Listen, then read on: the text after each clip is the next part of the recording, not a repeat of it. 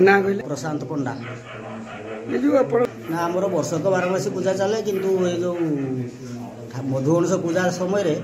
7 दिन आमर भल विधिमत अनुष्ठित हुए ग्रामवासी मैंने बहुत भी साहाय्य करती समस्त भी कमिटी मेंबर मान भी सहयोगिता अच्छी जो आम देखु जो वर्ष थर आप पूजा हो जो गाँव बंधु बांधव कुणिया मैत्र न कहले सर एत प्रचुर परिमाण में बंधु बांधव कुणिया मैत्र गाँ गंडा भल मंद आम बहु उत्साहित हुए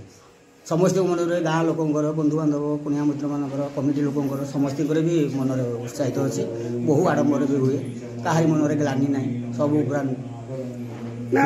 आम देखु जो वर्ष थर आप अपेक्षा करते जो मधुगणेश पूजा आसपा जो आसे थाए जो पिला रोज विदेश रोज से पिला केमती आसता कि नहीं फोन द्वारा कंट्राक्ट कराए से जानी मसे आगुरी पचारती कि मधुगणेश पूजा केवे पड़ो केमी हो कौ सिस्टम रोचे यात्रा पूजा होना से आज तो मोबाइल द्वारा तो ऑनलाइन जो होगा ना समस्त सब बुझीबाजी ठीक टाइम आसी पहुँचे आप जो कहले मासर गोटे आगुरी आप कंट्राक्ट हो जाए जो पूजा केमती पालन करा मधुगणेश पूजा पालन करने पूर्व गोटे मास पूर्व कंट्राक्ट हो जाए पूर्णिमा दिन माटी उठा जाए दोल पूर्णिमा दिन माटी उठा से दिन भर आम ठाकुर गढ़ा मूर्ति तैयारी करने आरंभ हो जाए पूजा पर्यंत शेष को दिन आप पूर्णाहुति जो पूर्णाहुति आम दुर्गा देवी घट विसर्जन हो सारापर आम महाप्रभु गणेश महाप्रभु घट विसर्जन करूँ आम 7 दिन पर्यंत दशहरा पर्यंत अपेक्षा करूँ दशमी पूजा पर्यंत कहीं चतुर्थी गणेश महाप्रभु आसिले माता जो आसुँच षष्ठी बेलवरण में बासंती दुर्गा से दुर्गा दशहरा घट विसर्जन हो सारापर आम घट विसर्जन हम आम 7 दिन कम से कम पूरा रही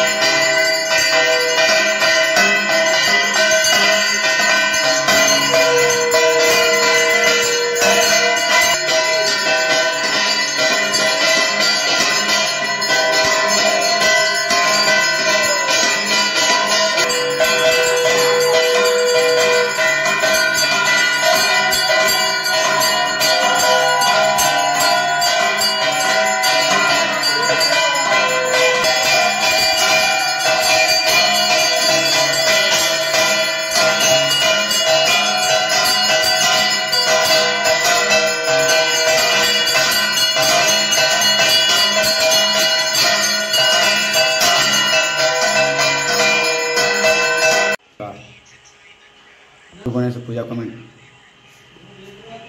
78 मसीहा अनुष्ठान 68 ग्रामवासी सहयोग जो अनुष्ठान आहरी बढ़ुची यहाँ अनुष्ठान हो बहु लोग देखुले आस बहुत अनेक अनेक ग्रामवासी आसी देखुले सेवा है बर्तमान ग्रामवासी पूजा कमिटी जो आम उत्सव है समस्त आसिक पहुँचे ग्राम में बाहर जिते मैंने जो मैंने अच्छा से मैंने पहुँचते अनुष्ठान उठू